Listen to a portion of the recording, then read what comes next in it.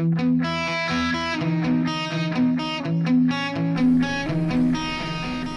think it's a fair statement that we live by encouragement and we die without it. By the way, I didn't make it up. Somebody else said that, which is true. You know, I often go to the studio to do my daily radio broadcast, and sometimes I struggle so much, and then, well, there are times I simply say I can't do it anymore and just walk away from the studio. As I think about it, often times like that, I couldn't continue the program because emotionally I was down. I had to deal with some problem, some negative reporting, or somebody I talked to that gave me a hard time or whatever. Well, I'm sure no matter where you are and who you are and what you do, what your profession may be, you too can say the same thing. Well, look like discouragement or having down times is kind of a permanent thing in our life. But you see, as a follower of Christ, I'm sure you agree that the Lord Jesus, He has promised us, I will give you life abundant.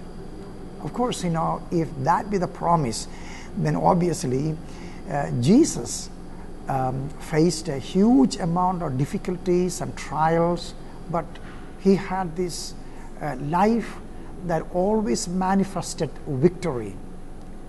So being encouraged, staying focused and having this life of absolute confidence and surety never means there will be absence of problems. Now, His followers, Christ's disciples, they had to deal with a whole bunch of difficulties. Read the scriptures, you'll find this to be true. So here is something that helps me. When I face these kind of problems and discouragements, I remind myself of this one truth. God is sovereign. My life belongs to Him. Nothing can happen to me without His knowledge, without Him allowing it. And even when I must face those difficult times like Joseph or Job or David or those disciples, in the long run, I know all things work together for my good because I made a commitment to love Jesus more than life itself. So, be encouraged as you follow Christ. Don't look at all the difficulties and problems we face, but keep thinking about the sovereignty of God. He knows it all. He's the Alpha and Omega, the one who knows from the beginning till the end. And one more thing, He says, all my thoughts toward you always, it is for good.